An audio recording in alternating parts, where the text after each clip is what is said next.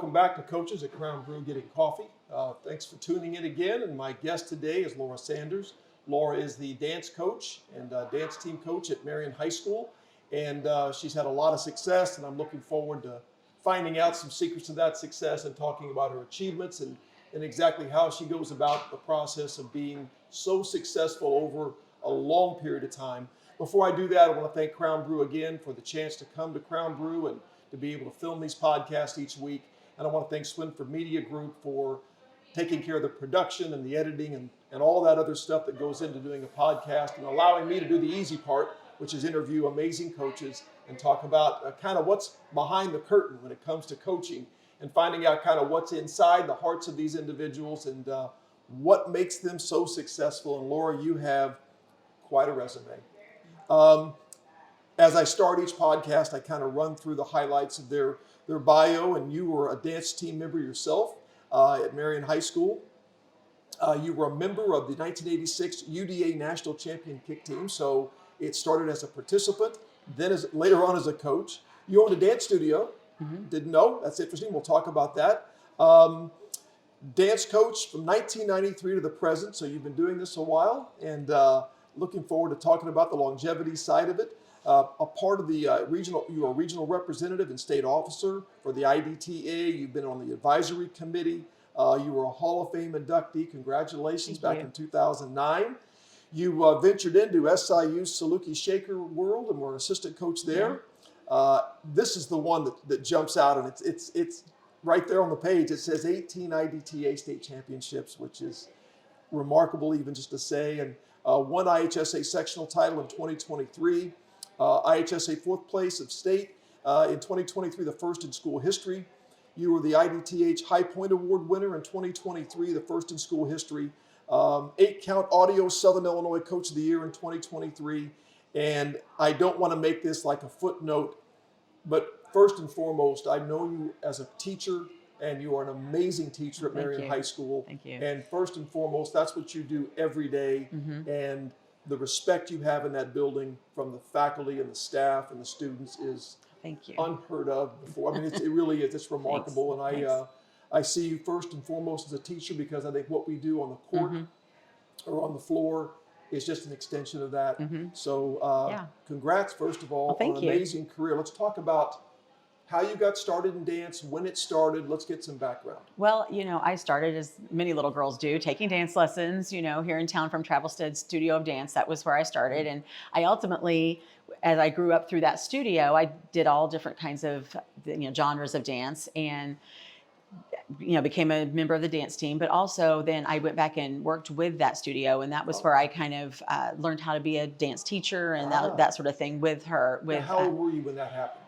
I think I had just maybe graduated from college when I went back and started helping teach there and had my own students and that sort of thing, which then morphed into me having my own studio for a few years. So that was my background. I started dancing when I was 5 and just really haven't ever stopped. I've always been involved. Influences on you at that early stage, but that got you involved? Anybody stand out? My Claire Travelstead, who has been, the dance person in Marion for a long, long time and had the Travelstead studio for so long. She was a wonderful teacher and mentor and someone who just really loved dance and really instilled that in me as a young person. And then when I got into, high school and was on the team, my coach at the time was the person who started the dance team at Marion. It was Barb Kohler. And she was a wonderful influence, tough and demanding, but also had wonderful teams and had great success. And so I always looked up to her and the type of dancer, she wanted everyone to be on her team.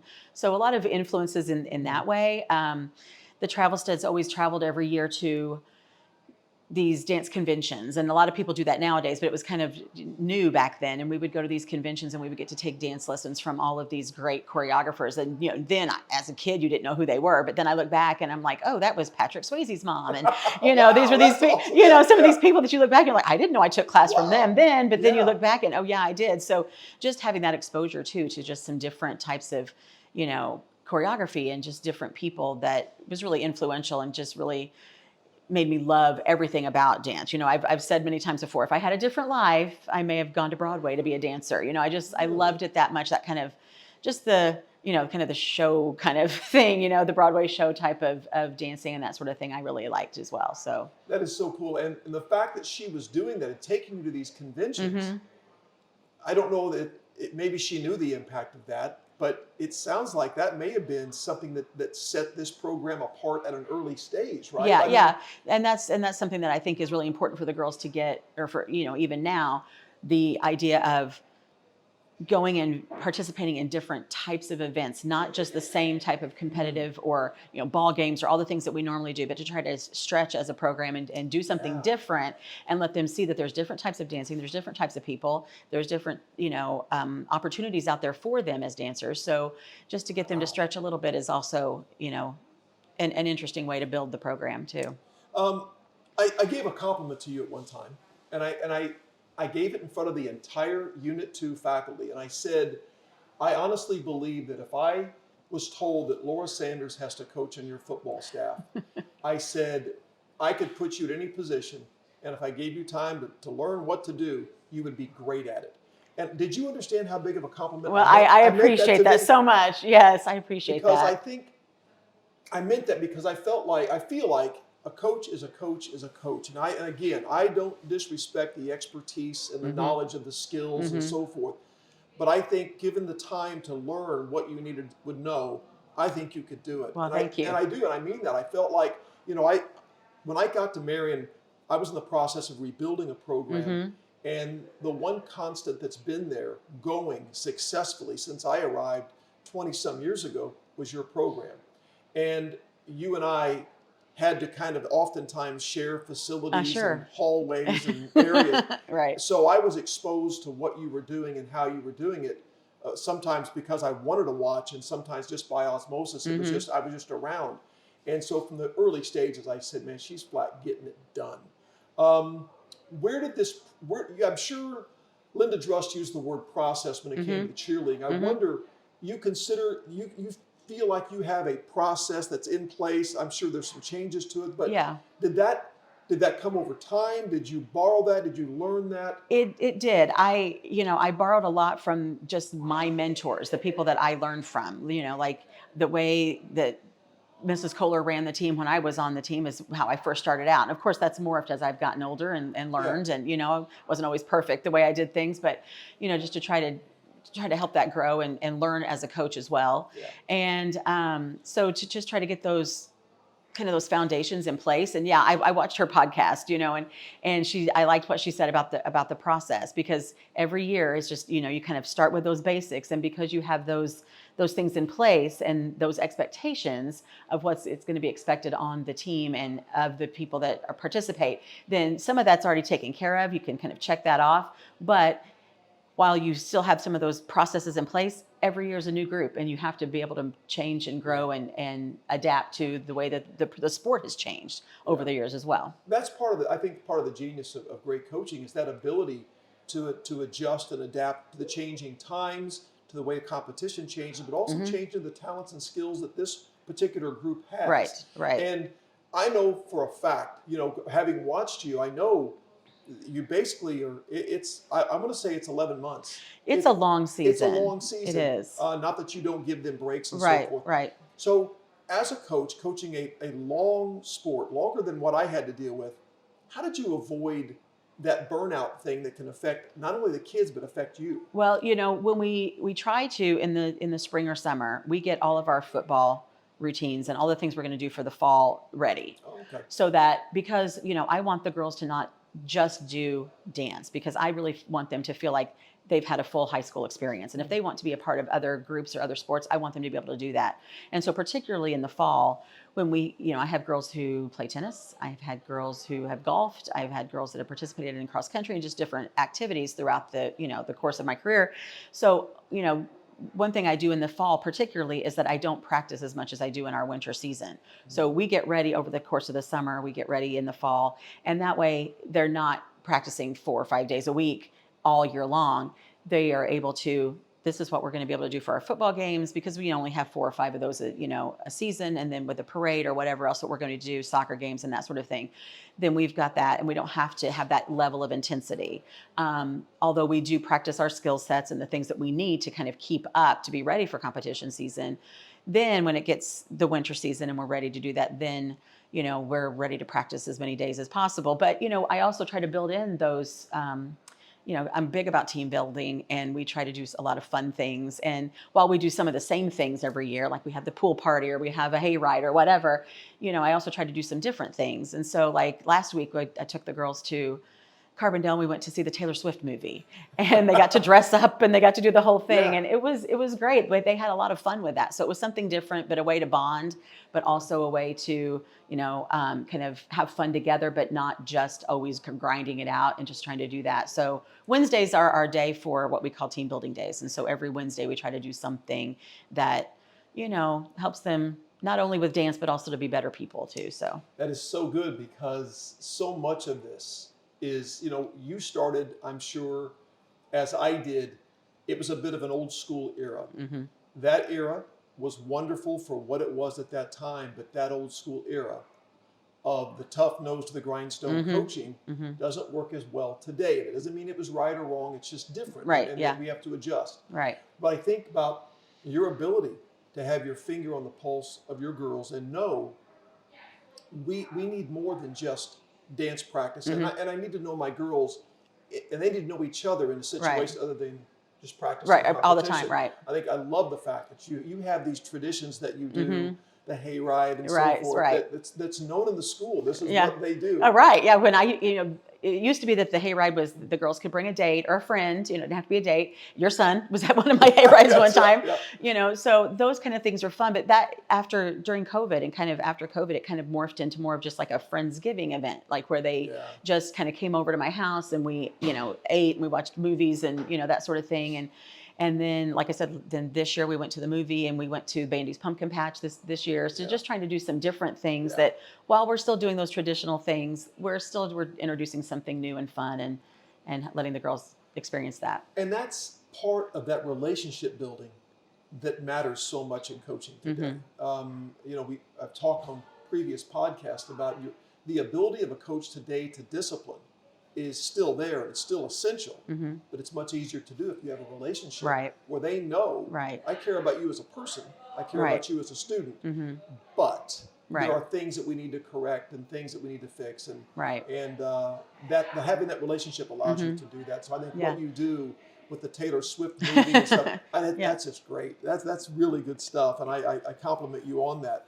The expectations are high. Yes. I mean, you've created something that has extremely high bar, and how does that affect you, knowing that each and every year there's an expectation people have? Yes. And it's, as they say, it's harder to stay at the top than it is to get to the top sometimes. And it's hard. And I'm always, thinking about, what can we do? And I tell the girls, it's fun to win. It's great to win. And we love that. But it's also the process and the journey of getting to that place and trying new things and doing different types of routines or different styles of the same type of routine. We've always done kick. That is our signature dance that we do.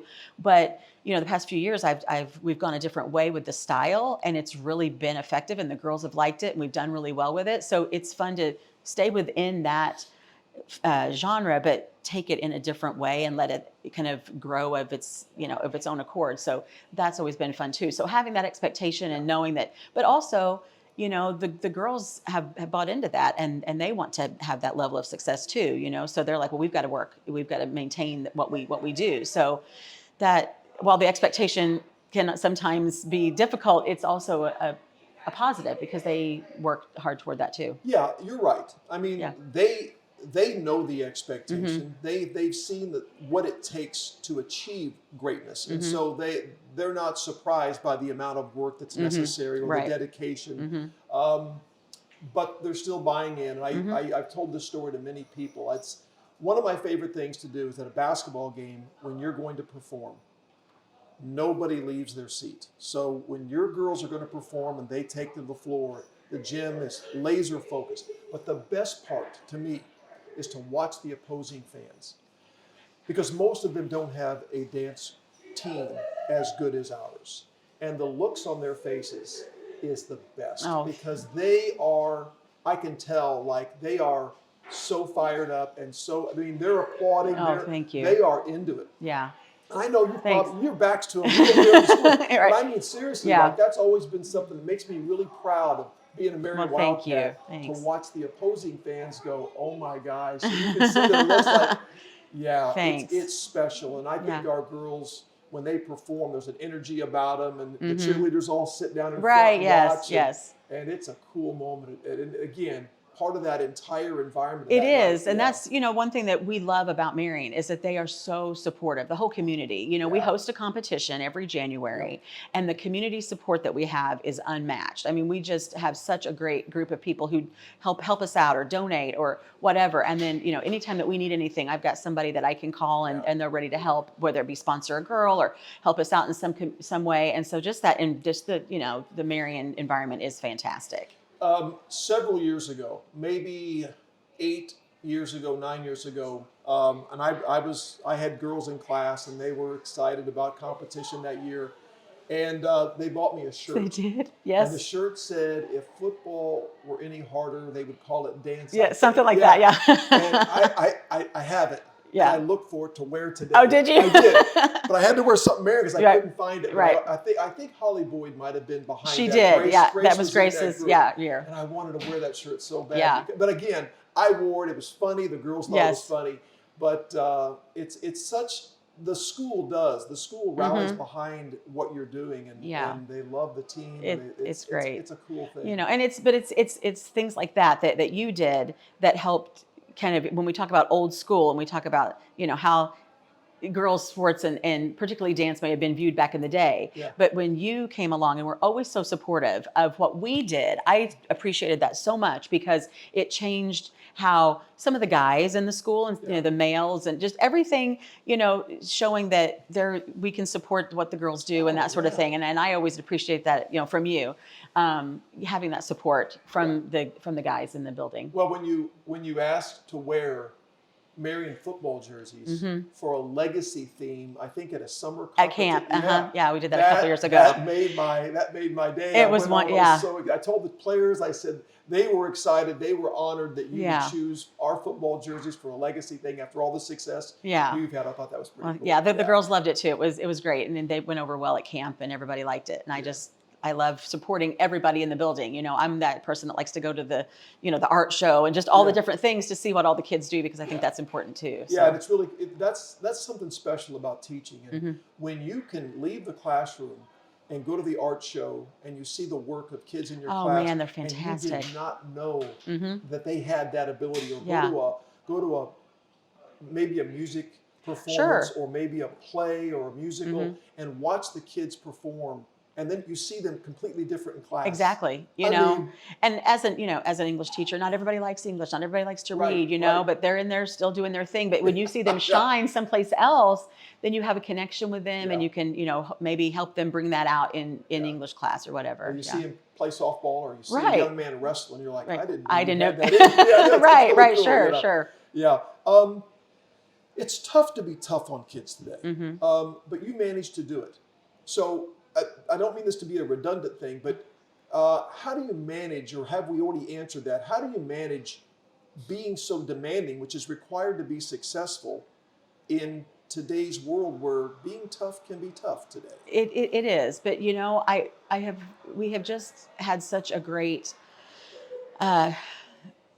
parent and kid buy-in, throughout our history that, hopefully they know that it's coming from a place of love. I want them to be better. I want them to do well, because I want them to be successful in whatever they do. And these are always lessons they can apply later in life to other situations, not just the team, but also they're going to have to deal with people that, high expectations in their work, in their job, or people that they don't like in their job. And they're going to have to be able to get along with one another or whatever. And I think that also one thing that's really great in Marion is that we have a 6 through 12 program. Yeah, our junior high program is amazing. We've had great coaches. Lisa Patton was our first coach, and now Chloe Isbell is our coach.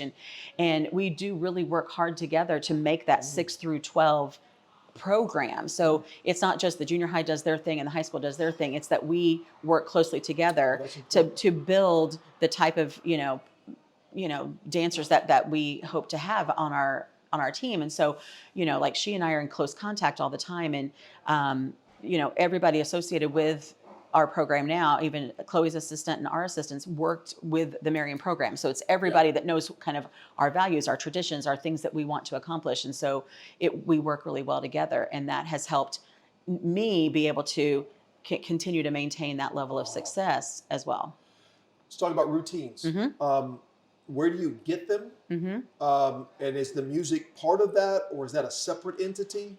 Well, we have, we get we pick our music, that's something that we do. And that's something I do all the time. It never fails that, I'll be watching a TV show, or maybe I'm watching Dancing with the Stars, or I'm watching whatever. And I hear a song and I'm like, oh, and then I go and I'm like, wow, I like that song, or I like that artist. Or then I start looking for more music from that particular person, or whatever it may be. And, or then I come up with a theme. Our POM music always has a theme. So where we have a bunch, several different songs of the same type in that mix.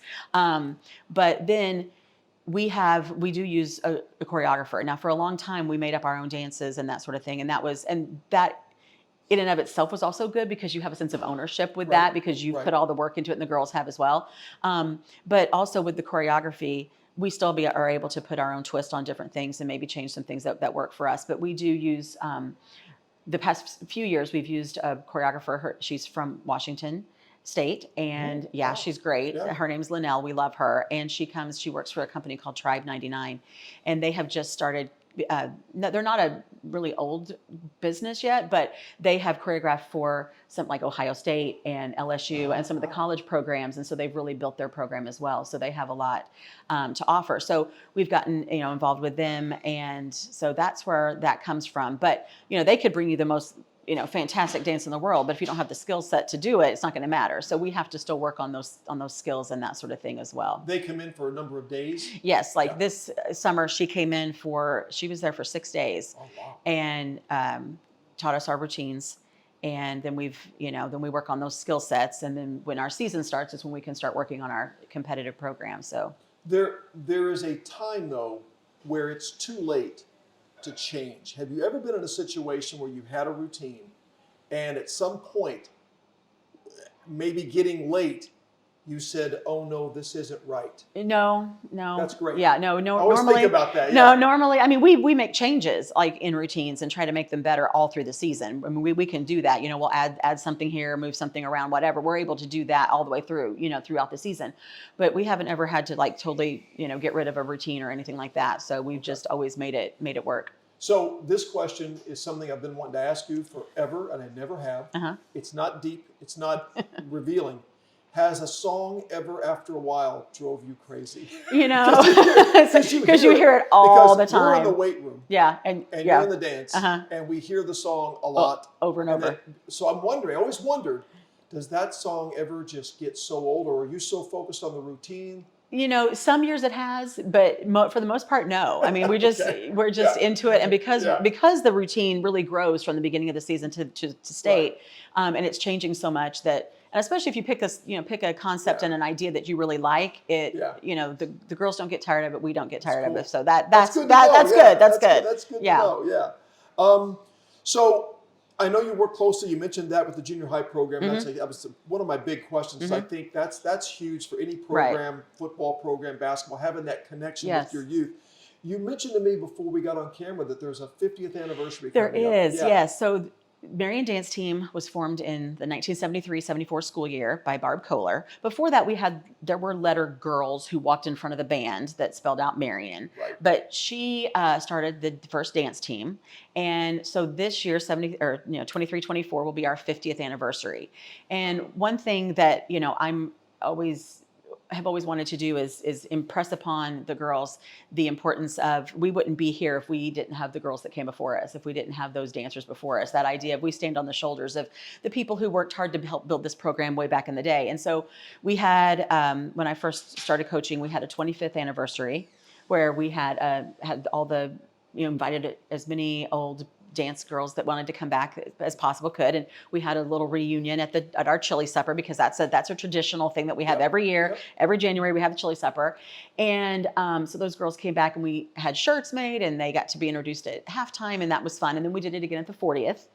And so this time, as our 50th, we're doing a little bit bigger deal. We're having them come back for our chili supper, which is January 5th. Okay. But then Saturday, January 6th, we are also having like a dinner dance kind of thing, just like a real class reunion where they can come back and participate. It's going to be at the pavilion. And so it's going to be, it's going to be just kind of a bigger deal since it's our golden anniversary, but we're excited about that. And I love the idea that you're making connections with the present dancers with the past, and letting them know the tradition, the legacy, the history. Right. That's really, really special. It's exciting. We're looking forward to it. And, I have, as soon as I let some of these girls know, some of the people who've been on the team before know, they're like, I'm going to be there. They're ready to go. They're so excited to come, and they have so much fun because of those memories and those, those traditions that I kept from my coach and kind of tried to build and bring along.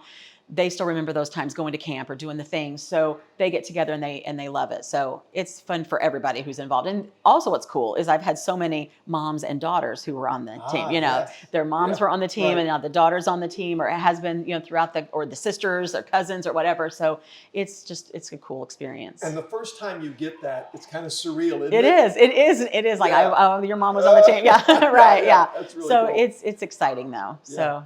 So, the teaching part, you've always taught at a high level in the midst of your coaching, and you find an easy balance with that? Well, I do now as I've gotten older. When I was younger and I was trying to balance that and family and all of those things, it was tough. I remember many times, I would work all week and then I'd sit on Sundays, and that's when I would get things graded or do my planning and that sort of thing. But now that I've been teaching a while and I've got, kind of know what I'm doing, that sort of thing, I'm able to balance it a little bit better. But, when my kids were little, it was tough. And if I didn't have my parents around to help me with, getting them from their places too, so that I could continue to coach, that was. It'd be hard to be able to talk to you and not mention the dance moms and dads. And you mentioned them several times. Yeah. It is more than just sitting in the crowd, dropping them off. I mean, they are actively participating in almost every activity you guys do. Yeah, they do. We have a great Palm Parent organization. They help us tremendously, helping us do different things and getting what we need and taking care of the things. And, there are times when I can just let a parent kind of be in charge of whatever it needs to be, and they take care of that. And as well as my own parents. I mean, my parents have been in the coaching world, or, in the Palm world since 1985. So they've been around doing it as well. And so it's neat to see that not only were they a Palm parents, and then they were, grandparents, and now their youngest grandchild is on the junior high team. So, yeah. And you've balanced all this with your own family. I mean, your family's been actively supportive. Oh, and they I'm do. Sure, Yeah. And your husband is right there by your side. Yeah. So, well, the last thing I want to talk about is kind of what's in the future for you, as far as, you've been doing this a while, and I know that big shoes to fill if you ever decide that, hey, this has run its course. Yeah. What's the future hold for you? I have put in my letter for retirement, and that's going to happen in 4 years. And then my plan is to continue coaching for a little bit after that, perhaps. And, I don't know. It's been such a big part of my life, really since high school, so I don't really know what to do with myself, what I'm going to do with myself. But one thing that I would like to do is I would like to start judging. So I think that, I've done that before in different, areas, but I would think I would really like to kind of transfer my coaching knowledge into, maybe becoming a judge within the organization. So, well, you certainly have the background to do that, and you left, and have already left an amazing legacy in the lives of these young ladies you've worked with, and all the students you've taught, and you have an amazing career. And I don't think just reading from your bio does it justice. There's so many lives you've touched, and so many futures you've made brighter because of your input and your investment in kids. And we hope you keep doing this for a long, long time. It was a pleasure to work with you and watch what you do every single day. And I was glad I had a front row seat for a while to what you do. And Thanks. I loved sharing the stage with you, and Thank you. Friday nights and so forth. Yeah, that's fun. Yeah. We got a pretty special show on Friday nights. We do. We really do. So I want to thank you for joining me. Thanks. And Yeah, thanks for having wish me. you continued success. We'll be watching this year for another great season. I hope so. Thank you. I want to thank you again. I want to thank Ross Swinford and the great job he does behind the camera and Swinford Media Group. Thank Crown Brew again, and appreciate Laura being here and letting us find out some great things about her career, and just honored to have her on tonight. And wish you the best as well. Keep watching, keep tuning in, and we'll see you next time.